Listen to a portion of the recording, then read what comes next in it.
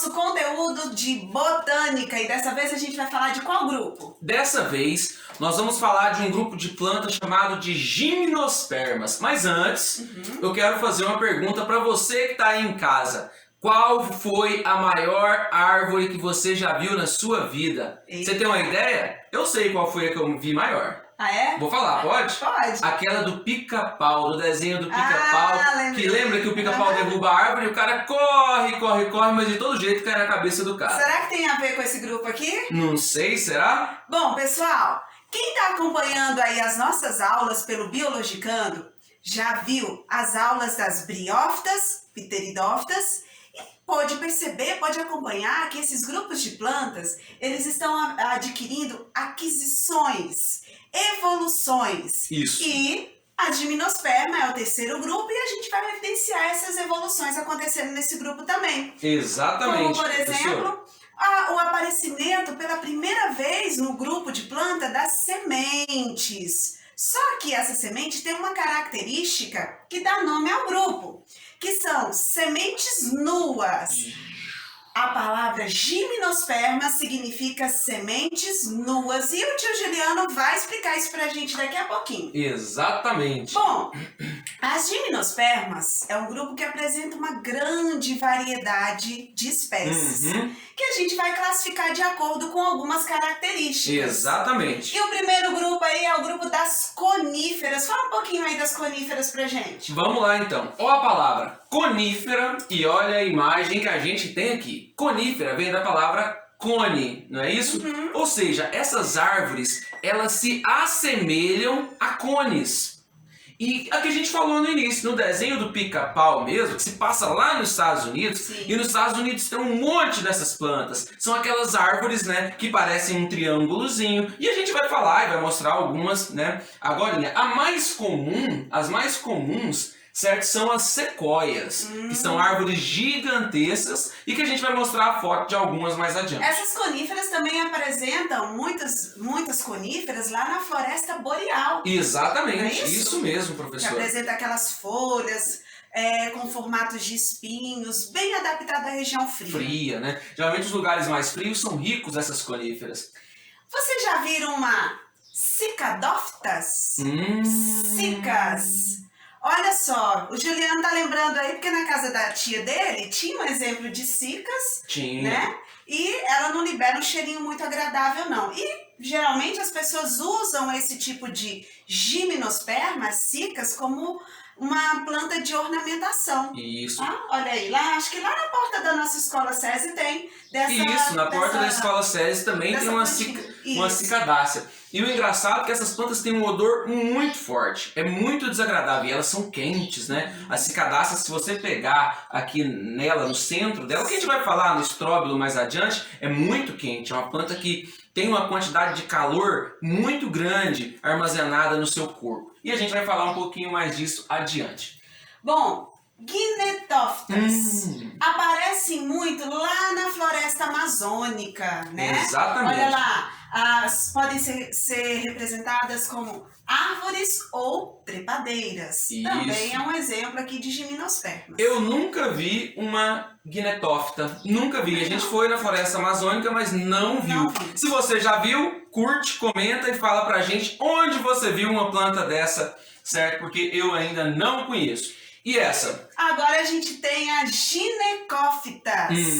Ginecófitas, a gente usa aí, algumas pessoas tenham contato com essa planta, que é a ginkgo biloba. Isso, É, calmante, que conhecidíssimo, isso. não é isso? Que é um exemplar típico desse grupo das ginecófitas. Ela é comum na Ásia e geralmente tanto os chineses quanto os japoneses e os coreanos falam que parte da sua calma vem, né, das Da essências ginkgo biloba. tiradas da ginkgo biloba. Então vamos certo? usar, né, gente? Então Vale a vamos pena usar para ficar tentar. calmo, né? Calminho aí. Isso, na hora do Enem tem que estar calminho. Quem sabe se tomar uma ginkgo biloba, né, não melhora. Professor Juliano, na minha última aula eu avisei para os alunos, olha só, as pteridófitas tinham adquirido os vasos condutores de seiva. Os vasos condutores de seiva, eles persistem a partir das pteridófitas. Então, gimnospermas continua com essa característica? Isso. Sim. Além disso, olha o que a gente tem de novidade evolutiva. a semente, Uhum. tá? Vocês já devem ter escutado uma musiquinha. O pinhão dá na pinha. E o que é o pinhão? O pinhão das gimnospermas. Muita gente pensa que o pinhão é um fruto. E na verdade é o fruto? Não, não é um fruto. Então explica um pouquinho pra gente sobre Ele é isso. uma semente, tá bom, moçada? Essas plantas têm semente. E ponto final. Só por aí. Não tem fruto. Semente nua sem fruto. Essa planta não tem fruto, tá bom?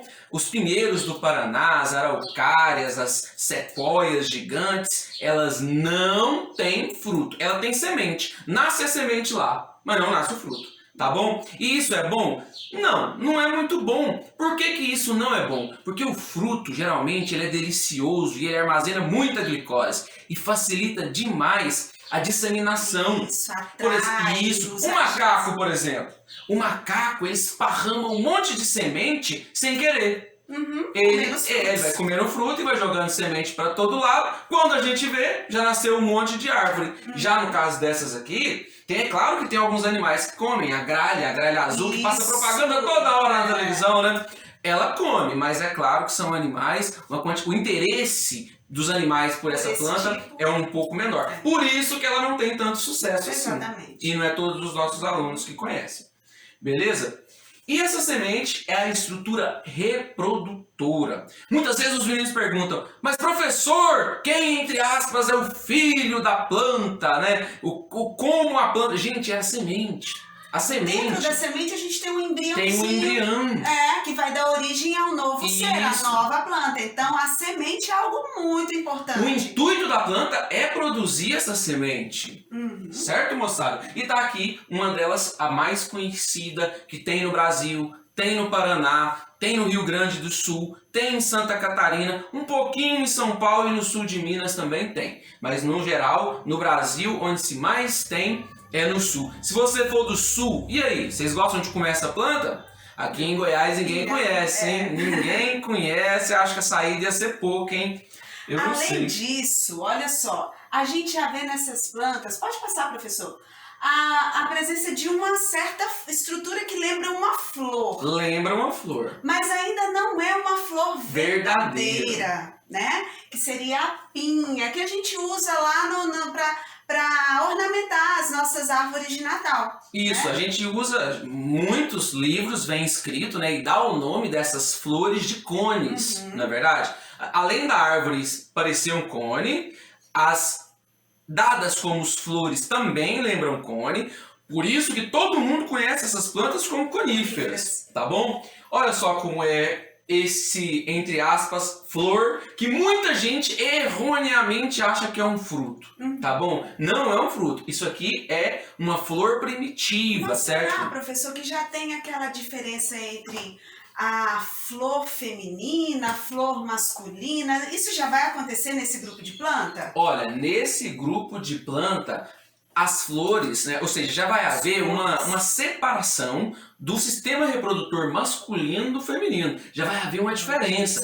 Inclusive, nesse grupo de plantas, nós vamos ter já plantas masculinas e plantas femininas. É uma novidade incrível aí, se tratando do ponto de vista evolucionista das plantas, não é verdade? Aqui é um esquema que ele está muito superficial, mas eu vou falar dele melhor, passo a passo, tá, só para ilustrar, a partir do próximo Aqui slide. a gente vê também, pessoal, olha só, o aparecimento do grão de pólen. Isso. O grão de pólen é uma estrutura que também pode ser considerado uma aquisição evolutiva. É uma aquisição evolutiva. Por quê? Porque os outros dois grupos anteriores que nós estudamos dependiam da água para os gametas chegarem, né? Para os gametas se encontrarem. Exatamente. Agora não vai ser necessário mais a água, a gente vai ter o grão de pólen. Exatamente. E esse grão de pólen, no caso dessa planta, pessoal, ele vai ser disperso, ele vai ser polinizado especificamente pelo vento. Isso. Porque as flores não têm atrativos, então quem vai dispersar esses grãos de pólen é o vento. Lembrando que plantas que usam o vento para levar o grão de pólen são plantas que se usam de uma evolução aquisitiva chamada de anemofilia, certo? Ou seja, não é um animal que leva, né, o grão de pólen da planta masculina para feminina, ou seja, é o vento. E se depender do vento é muito ruim, professora, porque a gente não sabe a hora que vai ventar, a gente não sabe para que lado vai ventar. Então acabam que as plantas atrapalham muito o desenvolvimento evolutivo. Mas vem para cá. Olha só, aqui é um cone masculino. A gente vai falar do cone masculino e do cone feminino. Imagina o seguinte, cada cone, olha só esse cone aqui, né? É um esqueminha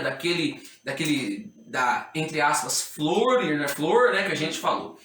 Nesse cone masculino, existe uma estrutura chamada microsporófilo. Microsporófilo. Ou seja, imagina uma estrutura grande, que é o cone. Lá dentro, imagina como se fossem as pétalas das flores. Não é pétala, mas imagina como se fosse pétala. E imagina que essa pétala chame microsporófilo. E dentro desta pétala tem uma estrutura um pouco menor chamada de microsporângios. E lá dentro desse microsporângio, tá vendo que a gente fez aqui, ó? Então, olha só, cada alcinha dessa aqui é o microsporófilo. Dentro do microsporófilo nós temos os microporângelo. E lá dentro do microporângelo é que a gente vai encontrar o grão de pólen. Ou seja, ele está muito escondido dentro dessa estrutura, certo? Lembrem que isso daqui é um cone masculino, por isso que está produzindo grãos de pólen. E vamos ver como que acontece a produção desses grãos de pólen. Isso. Ó, lá dentro dessa estrutura que o tio falou, vou até voltar para vocês frisarem aqui de novo, ó. Dentro desse microsporângio, que é essa bolinha pequenininha aí, certo? Vai ter uma célula chamada de célula-mãe. Por que é célula-mãe? O que uma mãe faz? Uma mãe produz, não é isso? Dentro da biologia, uma mãe é responsável pela produção. Essa mãe, ela vai produzir por meio de meiose. Vamos lembrar das aulas que a gente já deu. Meiose, dividir ao meio, ou seja, uma célula 2N, uma célula diploide, vai originar 4 células haploides, ou seja, com a metade da quantidade de cromossomos. Aqui eu tenho uma célula 2N, ela originou por meiose várias células N. Isso. Essas células N, certo, vão se dividir em 2 grupos. Por quê? Porque geralmente quando acontece uma meiose, a gente pensa, aconteceu uma meiose e eu tenho um monte de gameta. Mas não é bem por aí. Nem todas as células vão ser gametas. Certo? Algumas dessas células vão fazer parte de um núcleo vegetativo. Porque é uma planta. Algumas dessas células vão formar estruturas dos vegetais. Serão núcleos vegetativos. Outra parte dessas células, aí sim, vão dar origem ao gameta masculino, que vão fazer parte do que a gente chama de núcleo reprodutivo. É da divisão reprodutiva. É como se fosse assim. Teve várias células, as melhores, as mais nutridas, vão ser as reprodutivas. As que não são tão boas, que têm uma quantidade um pouco menor de nutrientes e desenvolvimento, vai ser núcleo vegetativo. E essas, que serão o núcleo reprodutivo, vão passar por um processo de transformação biológica, de modificação e vão se transformar em grãos de pólen. Entenderam, moçada? Ou não? Se não entendeu, deixa a perguntinha aí, e pausa, volta um pouquinho. Porque isso aqui, gente, ó, cai em todo Enem, tem. E é uma matéria, querendo ou não, que exige um pouco mais dos nossos nobres e bons alunos. E o cone feminino? O cone feminino é onde a gente vai encontrar os óvulos. E a partir da fecundação desse grão de pólen com esse óvulo, é que a gente vai ter a formação da semente. Exatamente. No cone feminino, acontece... Aqui é um exemplo para vocês verem de novo. Olha aqui um cone que o tio colocou. E aqui de novo o megasporófito. O megas vem da palavra grande, lembrando. Ou seja, então, a estrutura agora vai ser um pouquinho maior. Certo? E eu vou explicar já por meio de um esquema. Olha só como esse esqueminha ficou bom e o tio caprichou para vocês. É o seguinte. O megasporófilo, que é a estrutura feminina, certo? Ela vai dar origem a óvulos. Olha que coisa interessante que eu preciso que vocês aprendam, mas eu preciso muito que vocês aprendam. O óvulo da Jael, o seu amor não, professora Jael, o seu óvulo, ele é uma estrutura haploide. Sim. Ele é uma estrutura unicelular. Uhum. No caso dessas plantas, não é. O óvulo, presta atenção, gente, porque muita gente erra isso. Esse óvulo, ele não é uma estrutura unicelular e ele também não é haploide. Ou seja, ele é diploide. Então, o que pode acontecer com ele se ele é diploide? Responde aí, antes de eu falar. O que pode acontecer com célula diploide? Acho que eles já responderam. Já respondeu? Já. Certeza? Garanto que vocês falaram que vai acontecer uma meiose, não é isso, pessoal? Exatamente. Se é diploide, pode acontecer meiose. Uhum. Aí, da mesma forma que a gente explicou do outro lado, ó, originou 4 células. Agora todas células haploides. Reduziu. Isso. Meiose O problema reduz. é que quando acontece isso aqui, praticamente todo nutriente, toda a energia, toda a quantidade de proteínas e aminoácidos vão para uma célula só. 3 células ficam muito frágeis. E elas vão degenerar. E vão ser descartadas. Essa célula zona que sobrou, cheia de DNA, cheia de proteína, de nutriente, de aminoácidos, ela possui e vai desenvolver dentro dela vários arquegônios, que é uma estrutura que você já explicou quando você estava falando das briófitas lá atrás, nas aulas atrás. Vocês vão ver. E esses arquegônios, eles vão formar outra estrutura chamada de osfera. Não é osfera do bairro, não dança forró, né? O jazz. Osfera. Osfera é o gameta feminino da planta. Gente, presta atenção porque isso aqui o povo erra demais. 90% dos alunos acham que o gameta feminino é o óvulo. O gameta feminino não é o óvulo. É o que vai passar pela meiose para se formar a osfera. Exatamente. E é a osfera que vai ser fecundada. Exatamente. E aí, então, a questão que fica é como que acontece a junção desse grão de pólen masculino com essa osfera feminina. Não é verdade? Esse é o X da questão. Então vamos lá.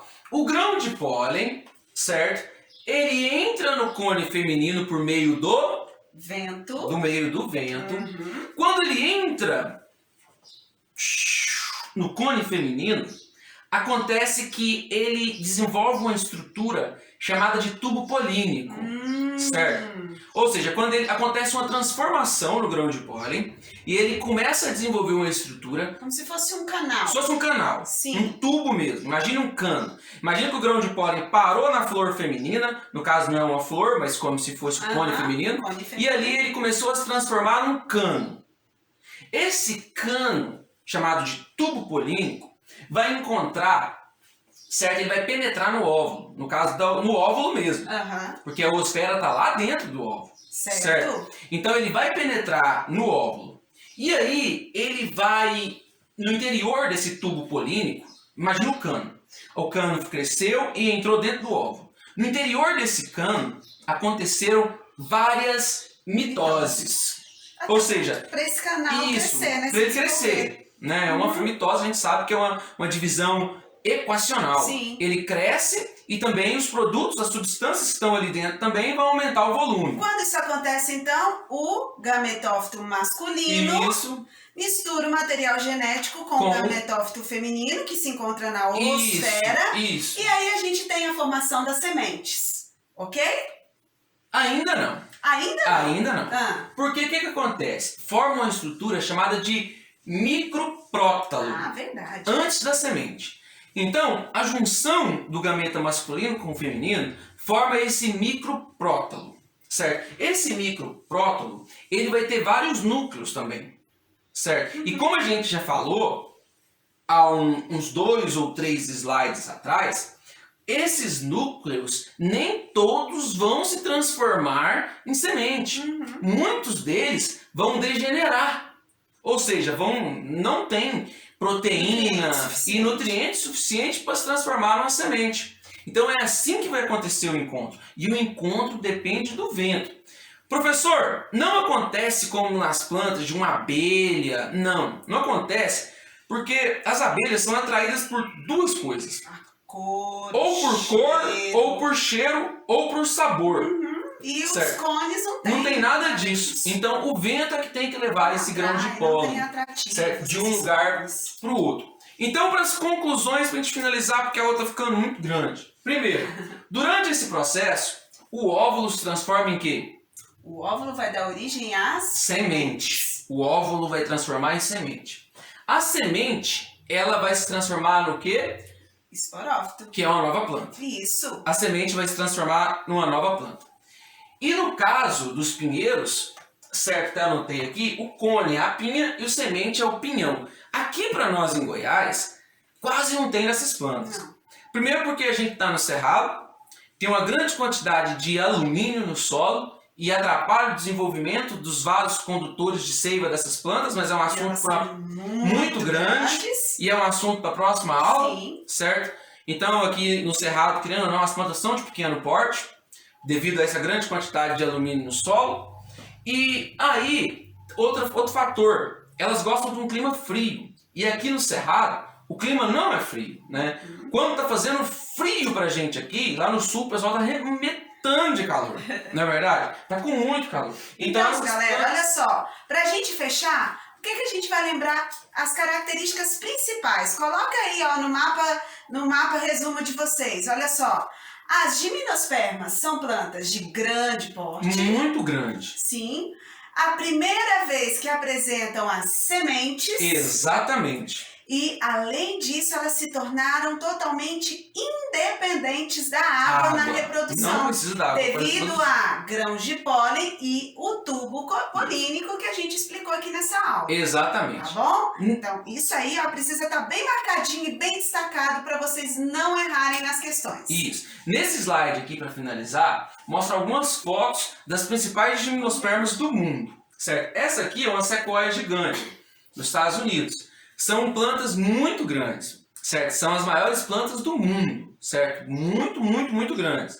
Uma sequoia caiu, olha só o que eles fizeram. Fizeram um túnel para o carro passar dentro da sequoia, certo? E aqui no Paraná, que são os pinheiros do Paraná ou araucárias, e aqui, né, os que eles chamam de fruto, que não é fruto, que são os cones, beleza? Que são, entre aspas, né, as flores das plantas do pinheiro do Paraná. Tá bom, moçada? Um abraço, fiquem com Deus. Curtam, compartilhem, deixem as dúvidas e até mais, galera. Até Valeu, mais, moçada! tchau!